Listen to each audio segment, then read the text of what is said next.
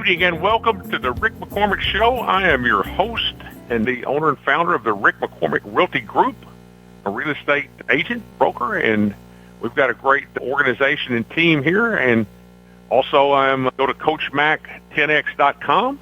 That is our real estate training, teaching, and coaching program. If you're listening for the first time, you might have checked out the bio, but I was previously a college and professional basketball coach for approximately 30 years. And for the past 10 years, I've been in the real estate space here in greater Oklahoma City. So what we're coming to you with this evening is our target audience. Who is it? Well, number one, if you're a real estate agent, stay tuned. You're going to get a lot of great data and great information. If you're a homeowner, you're going to like some of the things that we have to say. If you are a buyer looking to buy a home, it's a great place to be. We're going to talk about the market, the numbers that are out there. Where do we stand? Are we in a buyer's market or are we in a seller's market? And we're not going to just pull that out of the sky. We're going to tell you exactly where we're at. We're going to tell you exactly why. We're going to tell you what those numbers mean. What are they in relation to during COVID? What are they in relation to 5 or 6 years ago prior to COVID? Because I can tell you, hey, this is the plane's flying at 12,000 feet. Well, that don't mean anything unless you know what the plane has normally flown at. What is normal? Well, normal is 28,000 feet. Well, it's flying quite a bit lower than it. All right. So we're going to give you all the breakdown. We're going to talk about interest rates. Everybody loves to talk about those interest rates. And as I said in our last show, I would love to see it to where there's no discussion of interest rates, that we know the Federal Reserve, the Jay Powell, who's coming under a lot of criticism, by the way, in recent days and weeks, and we'll talk about that as we go to our mortgage expert, Kendal Dexter, the owner at Security Financial Mortgage, who joins us and is really abreast and in tune with what's going on in the mortgage business. I mean, I try to be, but that is his deal and his baby, and he follows it, knows exactly what is going on with the thing. We'll have on our next show, 2 weeks from tonight, I believe we'll have another Federal, I'll get with Kendall and let him look at the dates, but I believe we've got another Federal Reserve meeting. Our shows are on Wednesday evening, and the announcement with the Federal Reserve is always about 2 to 3 p.m. on that Wednesday, so we always have some fresh information. And one thing I will go ahead and tease you with and tell you now is Jerome Powell, the chair of the Federal Reserve. He's getting a lot of pressure and a lot of heat from a lot of different angles, starting with President Donald Trump coming on down the pike to do something to try to lower interest rates, which will obviously fuel the housing industry, which will obviously fuel the overall economy. And we're going to talk a little bit about this, although this is not a political show, but the big, beautiful bill, that thing has got a lot of components of real estate involved in it. A lot. The NAR, the National Association of Realtors, has some very strong lobbyists, and there's several things that's going to help real estate and help the average homeowner and the average home buyer in that, quote, big, beautiful bill, assuming that it passes. I believe it has cleared the Senate last night and is in the House today. They were talking about having it signed by July 4th. That would be by Friday. That would be in the next 48 hours. And I assume that, and this is just an assumption, I don't know what's going on, why I assume they're going to work tomorrow and people are heading out of D.C. late tomorrow would be my guess, but maybe not. Maybe we'll see the U.S. House of Representatives in there on July 4th working diligently. While I would not hold my breath to that, in fact, that perhaps. Okay, we're going to get back to the market here and talk about kind of what's going on in our inventory. And I look across at the studio. I'm going to go ahead a little early here in the show and bring in our mortgage expert. I believe we've got Mr. Kendal Dexter. Kendal, are you with us? I'm here, Coach. Good to be back. Awesome, man. Great to have you there. We were talking a little bit about that, but let's look at before we dive into what's going on the bigger scope on the national level. Let's talk about what's going on here in our Oklahoma City market. And I think it's important. We have listeners from all over the place, and some of you are listening, and maybe you're not that concerned with what's going on in our greater Oklahoma City area. If you're listening here in the state, perhaps you are. But whoever, if you're in we got listeners in Illinois. If you're in Chicago, if you're in Columbia, South Carolina, whoever, this is my thing, and this is kind of what we go through in our coaching program, is if you have a real estate professional, this thing needs to be about a lot more than just showing you houses, than unlocking doors. Your real estate pro, your agent, your broker, this information that we're talking about and we're going over, if you're in Columbia, South Carolina, South Bend, Indiana, Chicago, your pro needs to know these same numbers, the same data for your area, and they need to know it inside out. And you might ask, Rick, why is that important? Well, our whole theory, I'm about relationships over transactions. That's statement one. Statement two is if you're involved with me or anybody on my team, we're going to bring you value. How do we bring you value? Well, in a number of ways. But one of which is we're going to know the market conditions inside out. We're going to know zip codes that are inside out. We're going to be able to guide you like, hey, right now, we got this many properties on the market. Hey, you really like this area over here? This zip code, this subdivision has got several properties for sale. Their supply demand is really leaning toward the buyer. That's how we bring you value. Selling, the same thing. I mean, we're going to have a strategy and whatever that's going to be market conducive. But know these things that I'm going to talk about in your respective market, and Kendal knows them inside out as we talk about here on the show. So let's start with talking about the last 7 days. And this is current to right this minute, okay? And had a huge week. Kendal, since last Wednesday, there has been 703 properties closed in this market. In Oakmar, OKC, MAR, Oklahoma City, Metropolitan Association of Realtors, RMLS, which doesn't just include Oklahoma City and probably a 75-mile radius. But 703 properties, if you want to do the math, that's 141 closings a day. So, Kendal, don't go over there to the clubhouse there in Oak Tree where you live. Don't go down to the mall. Don't go to church. Let your neighbors, your friends tell you, hey, nobody's doing anything in real estate. Rates are too high. Nothing's happening. 141 a day in our market, 703 in the last week. And so, Kendal, you guys are in there talking with people every day on the mortgage side. Does that number surprise you? I mean, and maybe you ought to go in there and have a little meeting when we're done with the show with your team and like, hey, 703 deals closed last week. I mean, why don't we have 50 of them? We can't do 50 a week? I mean, what do you think of that number before we dive into the others? It is a surprising number, especially with the growing inventory. But we are seeing more activity. A lot of what we're seeing is more of the lower priced homes going right now. But we are seeing increased activity, and if we can get those better rates, which we'll talk about in detail here as we go along, we're going to see a lot more activity. Yeah. Now, along with my 703, check this out. This has been the biggest week on the buy side for a while. I had 647 go pending in the hopper, in escrow, awaiting, closing. So if I take my closings and I take my pendings and I put those numbers together, that's 1,350 properties in the last 7 days that have closed or are set to close as pending. So now when I contrast that, okay, bear with me here now, everybody, as you're listening. So you got it pending, means that they're under contract at the sale. 647. Sold, closed, somebody walked out the door with the keys. 703. Those combined numbers are 1,350, 1,350. Now, how many new listings came on the market? How many new properties, the sign went in the yard and boom, we're for sale? Well, I had 776 of those.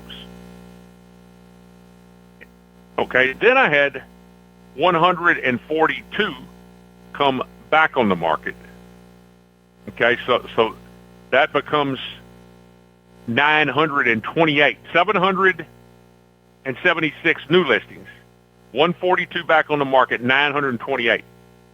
So those numbers have been skewed, Kendall, to the there's been a heavier number of listings than there has been sales. All of a sudden, between our listings and our pendings, we're 1,350 versus 900 and change on new homes on the market. So that is positive for an inventory balance. 1,350 on the one side versus 928 on the other, which we've been real heavy in inventory. This is a sign that we're starting to balance that out a little bit. Your thoughts on that? Yeah, that is a positive sign. We want a healthy market, Coach. Having too many houses for sale and not enough activity is not healthy, and that's the direction we've been going ever since these rates started going up. And it was quite the opposite when rates were 2.5%, 3%, where you couldn't keep a house on the market. So we got to find that balance in there, and that's a start. Well, let's talk about, with that said, let's talk about overall inventory numbers, okay? And again, I'm a broken record. I know I say that every show, but it's important to put this into context. What was normal back prior to COVID was about 6,000 properties, single-family residences. And I know that may sound like a lot if you're a first-time listener, but that's kind of what we had, 6,000. During COVID, that number dropped to 5, 4, 3, 2. We went on one night at 1,800 properties. That's low. That's very low for a greater metropolitan area of 1.4 million. 1,800 is low. Those numbers have climbed back up gradually. 2,000, 3,000, 4, 5, 6 hit normal. 6,500, 7,000. Okay, kept on going. 7,500. We have hit recently, just in recent days, 8,400, 8,400. That's 40% above what was previously normal. Now today, right now as we speak, we're 8,163. That's still a lot, but we're down 250, 300 properties from a high here in the last 7 to 10 days ago. So if we could get that number down, like the healthy market, that right now 6,500 to 7,000, 6,500 inventory would be a healthy market. Getting below 7,000 would be certainly moves in the right direction. We've came down about, like I said, 250 properties in inventory in the last week, with these sell side numbers overriding the new listing numbers. The buys have exceeded the new things on the market by a considerable margin for the first time in a while. So certainly good there. And like I said, see the numbers come down from 84 plus to 8163, Kendall. Clearly a move in the right direction. Absolutely. And we need to continue to move in that direction. For our market, 6,000. 6,000 in that neighborhood, I think, is a really, really good, solid number for all parties to have kind of a balanced buyer-seller market. Yes, absolutely. Absolutely. So that's kind of what's been happening in our market in Oklahoma City. Our Rick McCormick Realty Group text line is 405-310-7470. So if you've got any thoughts or questions, feel free to drop us a text on that line. Also, all of the material, CoachMac10x.com is our site. And you can also find us on, you find the shows, YouTube, Amazon Music, Apple Music. All of our shows are on within 24 hours on all of those venues. Share that with your friends and whatever.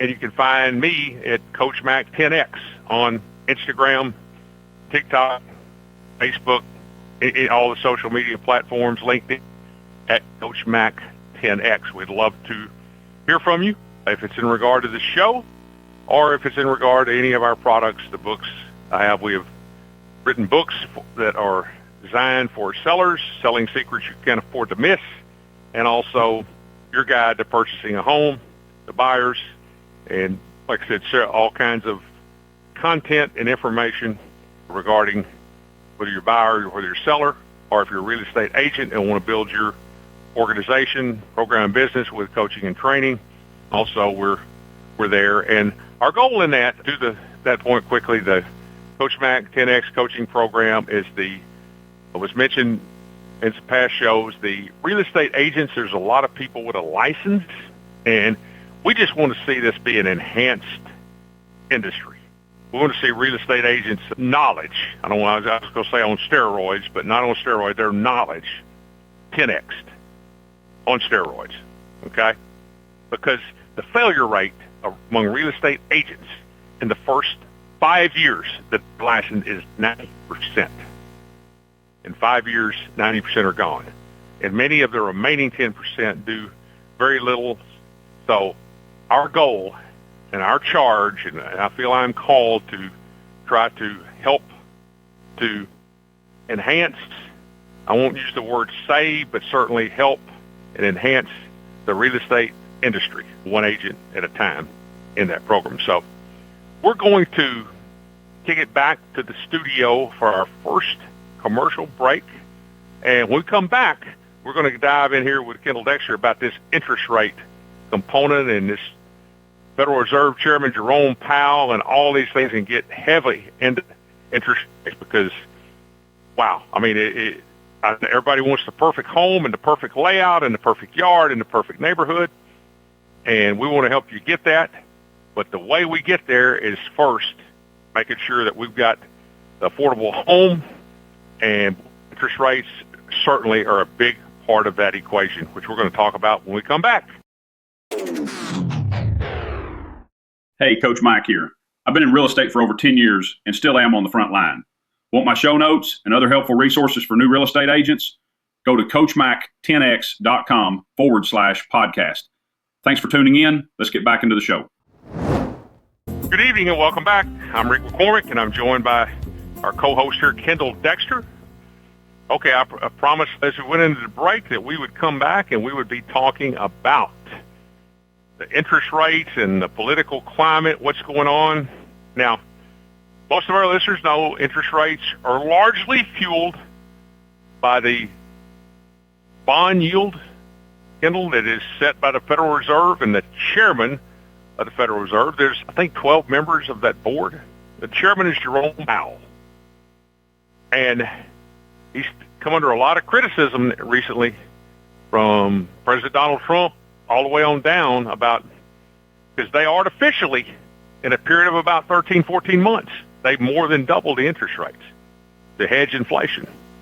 Well, the same reasons that they took them up now seem to be reasons to bring them down. So bring us up to date on what's going on with this whole thing. They are all over this Federal Reserve Chair, Jay Powell.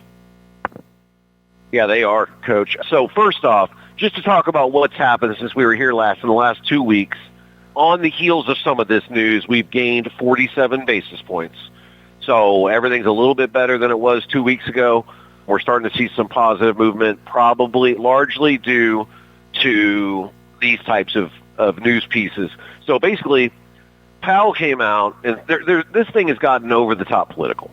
Way more. There's always some politics involved in these in the Fed meetings and these types of things, but Powell came out and basically said he thinks that if it weren't for tariffs, he would have decreased rates already, which is kind of a direct jab at Donald Trump.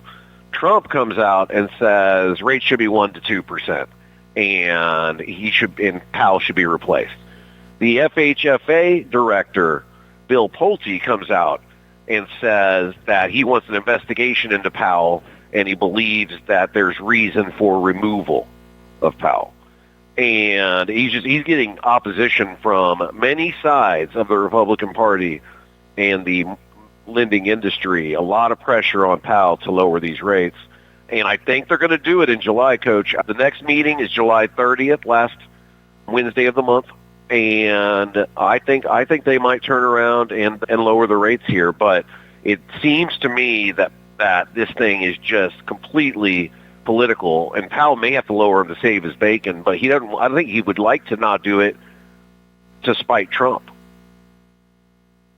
Well, okay, and all that is interesting. Now, Bill Pulte, I'm going to go to him.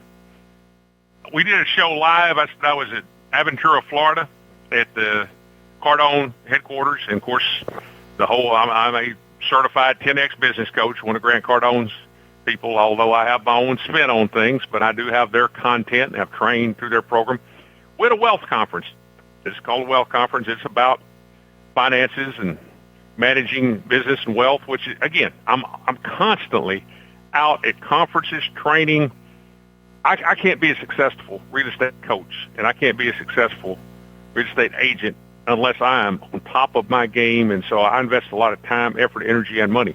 But Bill Pulte was with us there, and I mean, very sharp guy, the head of the FHFA, which is Fannie Mae and Freddie Mac, and was very optimistic about the future, very optimistic. So some of these things that I say on here, I'm not just, well, I think interest rates are coming down. I have, data, research, spoken with people and give reasons for that.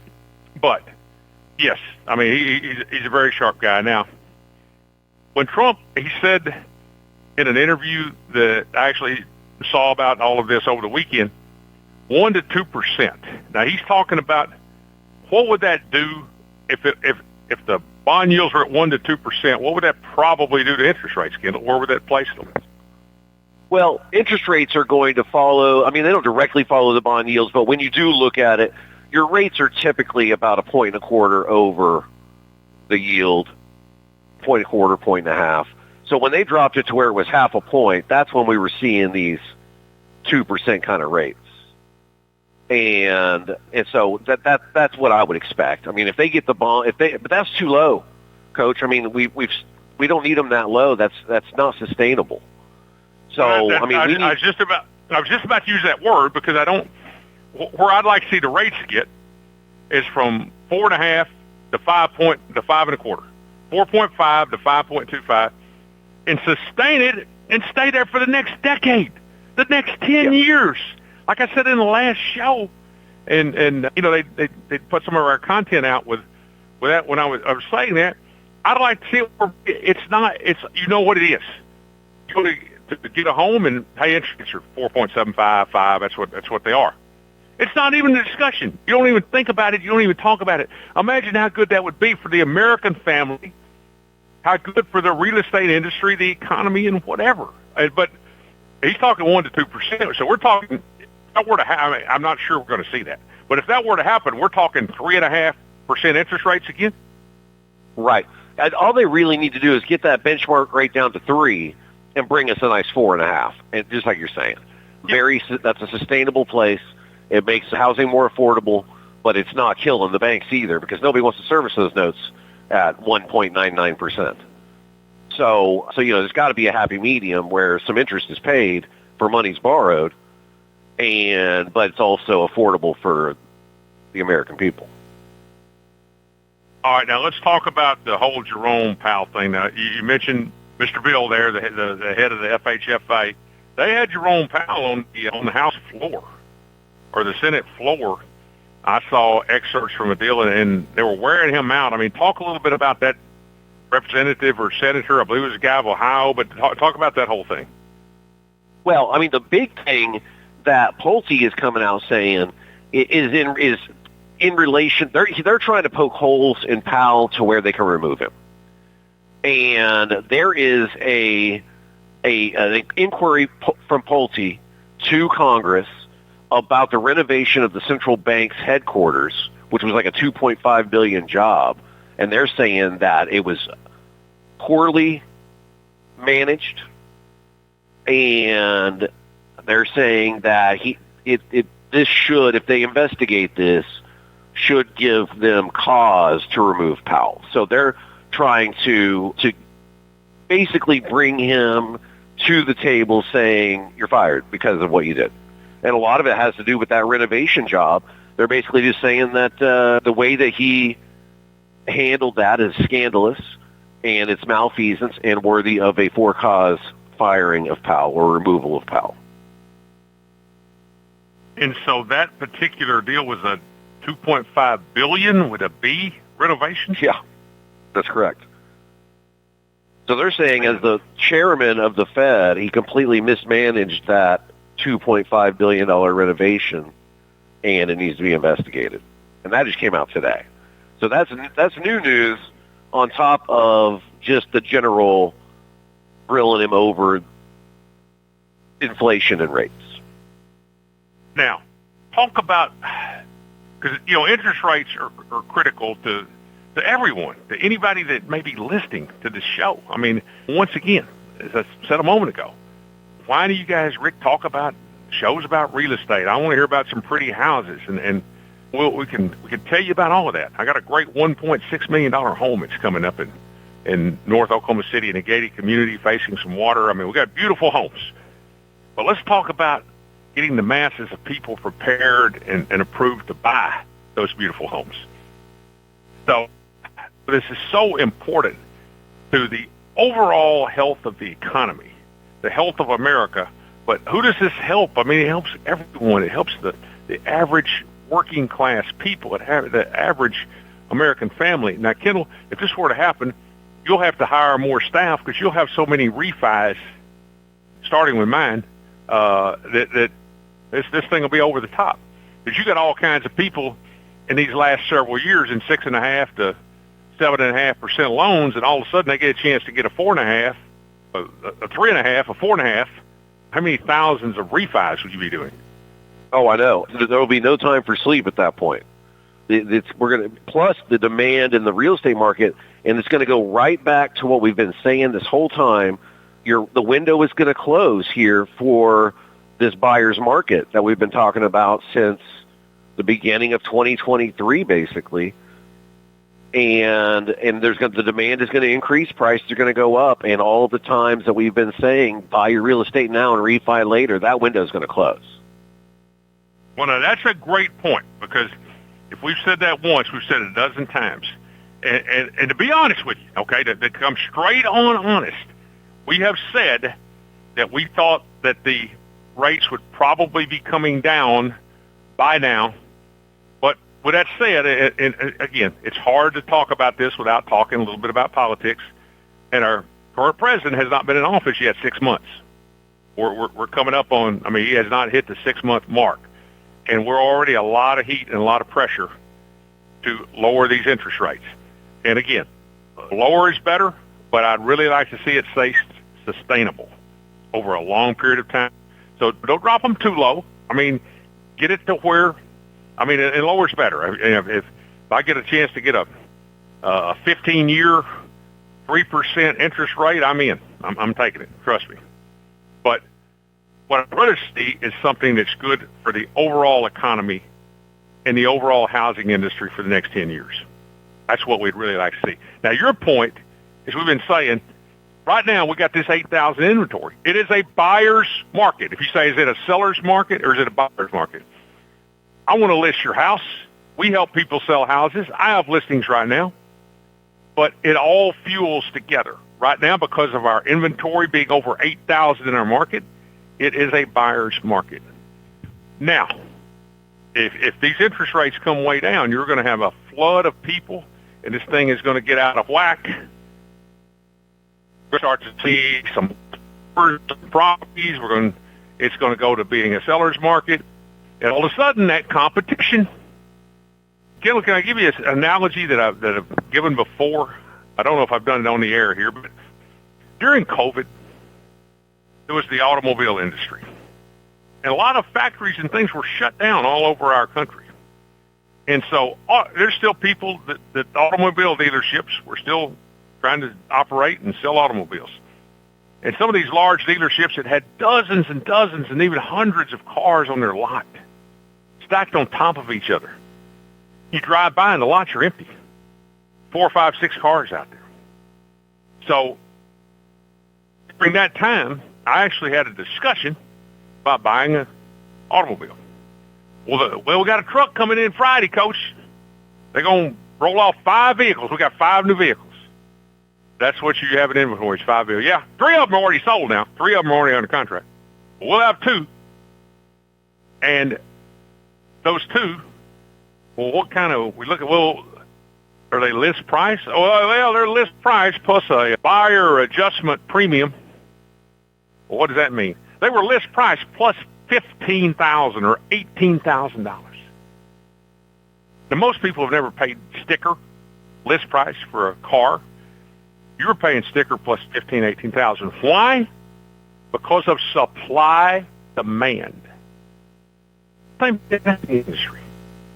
If supply demand goes the other way, Kendall, what might the wise person say is going to happen to the price of homes? They're going to go up, Coach. We've seen this movie before. It's all about demand. They can't help but go. They're going to go up. They're going to sell faster. They're going to go up. Now, while that's maybe good for the overall economy, that's good, but we've been saying it forever. This is coming. This is going to happen. The interest rates are going to drop. How much? We don't know. Are they going to hit 3.5? I don't know if I would bet the farm on that. Are they going down? Are they going to hit 5? I think they are. I think they're going to hit 4.5 to 5. I think there's too much political pressure. They're looking at ways to get, Jerome Powell's going to have to step up in the Federal Reserve Board, or they're going to come under so much heat that they may be removed. He's the appointed figure, not an elected figure. But so it's going to happen. It's a matter of exactly when and exactly how low do they go. But it's going to shift. And right now, you can go get a great deal, get it. And, well, I don't want to do a 6.5% interest rate. Don't get your 6.5% interest rate. We'll refinance it at 4.5 in some months. But if you wait until they're 4.5, the price of the house is going up. It's going up. Now, is there any part of that, Kendall, that's confusing or that I'm wrong on?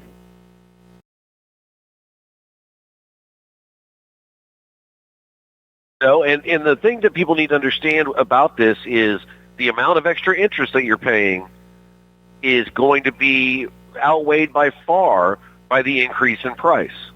So I'd much rather pay some potentially tax-deductible interest now and buy the house for a lower price, because that's going to be a net gain when you compare the two, a significant net gain.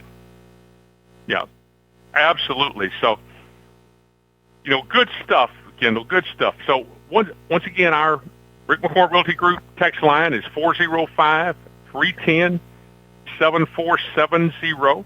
If you are out there and would like to ask us a question or comment on any of this things that we're talking about, so we'd love to, love to hear from you. Let us hear from you.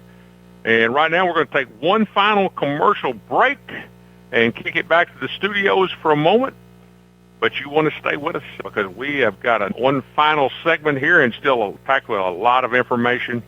Stay tuned. Hey, it's Coach Mack. If these chats are inspiring you to level up your real estate game, tap follow or subscribe right now so you never miss the next one. You'll get a notification as soon as new episodes drop. Easy as that. Let's jump back into the show. Good evening and welcome back to the show. I'm Rick McCormick, joined by co-host Kendal Dexter. All right, kiddo, we've good job in that last segment, man. I think our interest rate information and where we're at with the Federal Reserve, a few more weeks here and another, what's that date again? Kendall, is it July 30th? The 30th, yeah, the second to last day of the month is the next one. July 30th, so that is, the day is July 2nd. Yeah, 4 weeks. We got the 9th, the 16th, okay. So we got 4 weeks from today. I'm going to go on record, and we've kind of, I'm going on record right here, is on this Wednesday, July the 2nd here on the Rick McCormick Show on Artist First Radio Network, and I am expecting an interest rate drop when they do it, and I'm expecting more than 25. There is too much heat coming from too many directions, and look for 50 or more basis points drop. Kendall, your thoughts on that same subject? I'll go on record and agree with the drop and say it is a quarter. You think it's 25 basis points? Okay. I do. All right. Now, as we look at our area here, our greater Oklahoma City area of 1.4 million people, we've talked about this some in the past. We don't have, we many times have local businessman, investor Brad Martin on with us. And, of course, he, being the jet setter that he is, he's out in Phoenix today. looking at one of the properties that he owns out there. And we always enjoy getting take for him. Brad was in attendance. He flew to Indianapolis and was at Game 6 in the playoffs for the Oklahoma City Thunder. It was back here at Game 7. And, of course, we had won the NBA title and the world champions right now for the next year, holding the Larry O'Brien Trophy right here in Oklahoma City. We're the smallest market team to ever win that. And we talked about it on prior shows of how this kind of sets us apart and puts us on a different stage around the world, around the country. People talking about Oklahoma City, we got the best team in the NBA. Somebody said, well, that's basketball. Well, it is basketball, but it's a lot more than that. Kendal, you were present after the championship was captured on a Sunday night. There was a parade on Tuesday morning, and I know you went down and spent Monday night downtown and were a big part of this, and we're covering the parade there for our shows. And we also have a sports talk radio show on another channel. But you were there, and they said the attendance at downtown Oklahoma City for this parade was 500,000 people. So talk about that a bit. It was unbelievable, Coach. We went down there. We got up and got out of the hotel, I thought, in plenty of time, about 8:30, walking around downtown, and went over to Scissortail, and it was already packed. So we found our little spot, and we were deep in there. And when it was time to exit, it was a slow roll, Coach. There's way too many people there. If you've got all day and don't mind huge crowds, I recommend the parade. But it was hot, and it was crowded. So that's the kind of thing where I'm glad I did it. Probably will pass on the next one, Coach. Well, and to think about the magnitude of this, now, our greater metropolitan area has 1.4 million people. But Oklahoma City itself is a little over 700,000 and 500,000 people at the downtown parade. I mean, I'm officially seeing right now that Oklahoma City has 702,000 people. 702,767. By population, I believe the smallest city to ever win the NBA title. Now, yeah, that's a little misleading, Coach. You know, the 1.4 million is more accurate as to what kind of city this is.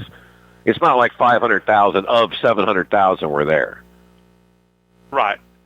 1.49 million is now what's showing as the greater area, which makes it the 42nd largest metropolitan area in the country. But still, since 2010, we've seen a 14% increase in population, and our migration in exceeds our migration out. Our annual growth is about 1% a year. Since 2020 census, we've gone up 3.84%. And so all of that is very interesting. What does that do to the real estate? What does that do to home values? I mean, so somebody might be, wait a minute, Rick, you're talking about basketball. You're talking about an NBA. I am. But I'm talking about an NBA team that is beloved all over this state. I'm talking about an NBA team. If you own a business downtown, what does it mean to be on a Tuesday morning or midday on Tuesday and have 500,000 extra people down there? What did that mean to the hotel? Also, the night before, the night after? What did that mean to restaurants? There is a lot of economic spinoff, and we got a new arena that will be open when the season opens in 2027, in the next 2 years. Properties downtown, properties throughout our area they're not going down.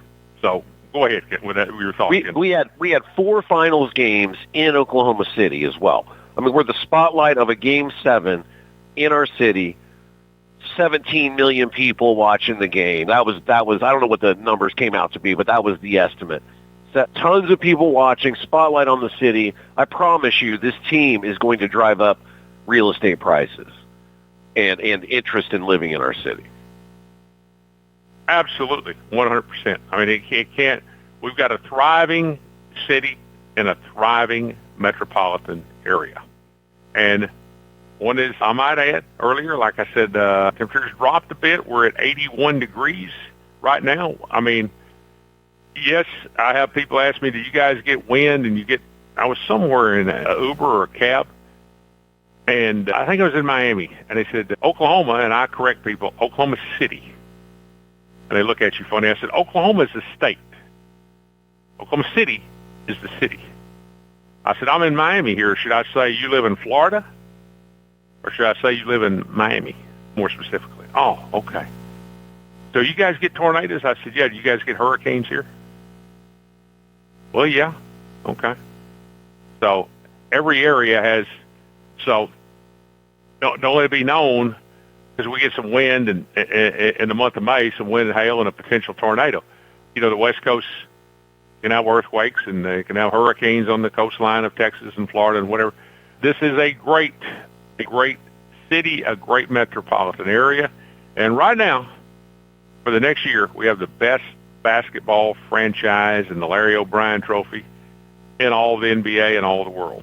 So, and Oklahoma City is totally embraced this organization, and it is, by and large, represents what they call the Oklahoma Standard, the good, solid American family life and hardworking people here of Oklahoma. So what we want to see is interest rates come down, homes be more affordable, and we want you to make sure you reach out to me, Rick McCormick, and the Rick McCormick Realty Group, and reach out to Kendal Dexter at Security Financial Mortgage. Our information is available there on the homepage. And we want to help we want to be dream makers for you, help you make your next home, your next property, your dreams come true right here in one of the greatest up-and-coming cities and metropolitan areas in all of the country, right here in Greater Oklahoma City. Kendal, thank you for joining me as always, and thank you to our listeners for being with us on this lovely Wednesday evening, July 2nd. Enjoy a great 4th of July, a great Independence Day. God bless America. Until our next show, be safe and may God bless.